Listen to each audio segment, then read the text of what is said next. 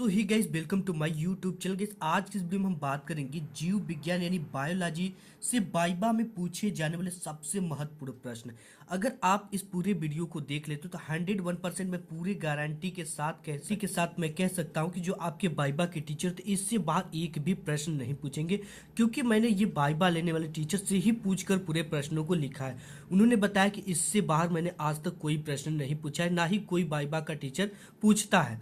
ठीक है, जीव विज्ञान वाइवा में पूछे जाने वाले सबसे महत्वपूर्ण प्रश्न, और ये भी कि इसके साथ ही साथ आपको उत्तर भी मिलेगा और इसके बाहर से आपको कुछ भी नहीं पूछा जाएगा। ठीक है, तो जो सबसे पहला क्वेश्चन है वो रहता आपसे एग्जामिनर यही पूछता है जीव विज्ञान में कि जीव विज्ञान का पिता किसे कहा जाता है। काफी इंपॉर्टेंट क्वेश्चन है कि जीव विज्ञान का पिता किसे कहा जाता है।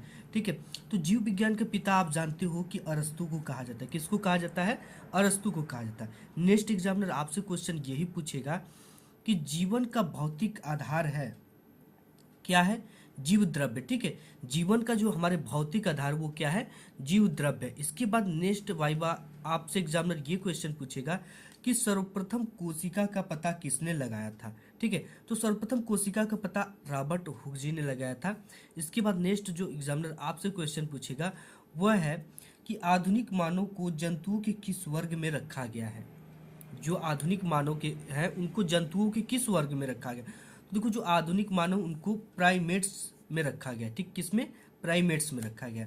इसके बाद नेक्स्ट क्वेश्चन आपसे एग्जामिनर ये पूछेगा कि किस ग्रंथि को मास्टर ग्रंथि कहा जाता है। तो ये ग्रंथि है पिट्यूटरी ग्रंथि, जिसे पीयूष ग्रंथि भी कहते हैं। ठीक है, तो इस पिट्यूटरी ग्रंथि को मास्टर ग्रंथि कहा जाता है।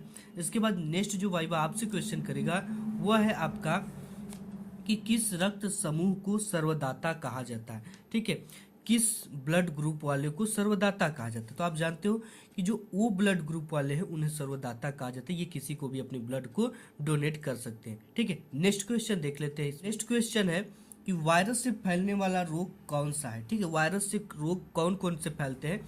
तो देखो, जो चेचक होता है ये वायरस से फैलता है, खसरा, एड्स। ठीक है, ये तीन जो रोग है चेचक, खसरा, एड्स, ये वायरस से फैलने वाले रोग है। इसके बाद जो नेक्स्ट क्वेश्चन है वो आपसे पूछेगा कि वनस्पति विज्ञान का पिता किसे कहा जाता है। ठीक है, किसका? वनस्पति विज्ञान का पिता किसे कहा जाता है? तो थियोफ्रेट्स को क्या कहा जाता है? वनस्पति विज्ञान का पिता कहा जाता है। नेक्स्ट क्वेश्चन आपसे एग्जामिनर यही पूछेगा कि सजीव एवं निर्जीव के बीच की कड़ी है। ठीक है, तो जो वायरस होता है ना ये सजीव और निर्जीव के बीच की कड़ी है, क्योंकि अगर आप इसे सूखे में रख दोगे तो ये सूखा ही रहेगा। जैसे ही इसमें कुछ पानी की मात्रा या कोई भी गीली वस्तु पड़ती है तो ये क्या हो जाता है? इसमें जान आ जाता है, ये जिंदा हो जाता है। इसलिए सजीव और निर्जीव के बीच की इसे कड़ी कहा जाता है। नेक्स्ट क्वेश्चन है कि HIV का पूरा नाम क्या है। काफी इंपॉर्टेंट क्वेश्चन है, तो इसका मैंने आपको नीचे नाम बताऊंगा HIV का फुल नेम क्या होता है। ठीक है, और दूसरा है एड्स का पूरा नाम क्या होता है। ठीक है, दोनों को आप देख सकते हो। एड्स का जो होता है नाम यहाँ पे AIDS, इसका जो फुल फॉर्म होता है ये होता है एक्वायर्ड इम्यूनो डिफिशियंसी सिंड्रोम। ठीक है, ये इसका फुल नेम होता है।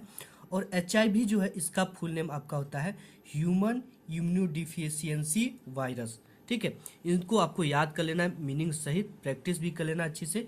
इसके बाद है नेक्स्ट क्वेश्चन, किस कोशिकांग को आत्महत्या की थैली कहा जाता है। किस कोशिकांग को आत्महत्या की थैली कहा जाता है? तो ये होता है लाइसोसोम्स को।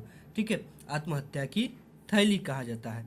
इसके बाद नेक्स्ट क्वेश्चन आपसे ये एग्जामिनर पूछेगा कि DNA की द्विगुणित कुंडली का पता किसने लगाया था। ठीक है, तो DNA के द्विकुंडली की जो पता लगाया था वो वाटसन तथा क्रिक ने लगाया था। नेक्स्ट क्वेश्चन देखिए, आपका क्वेश्चन है कि RNA कहाँ पाया जाता है तथा RNA का फुल नेम क्या होता है। ठीक है, तो कोशिका द्रव्य में RNA कहाँ पाया जाता है? कोशिका द्रव्य में। RNA का जो फुल नेम होता है आपको क्या करना है? कमेंट बॉक्स में कमेंट करके बता देना। और DNA का क्या फुल नेम होता है वो भी कमेंट बॉक्स में कमेंट करके बता देना है।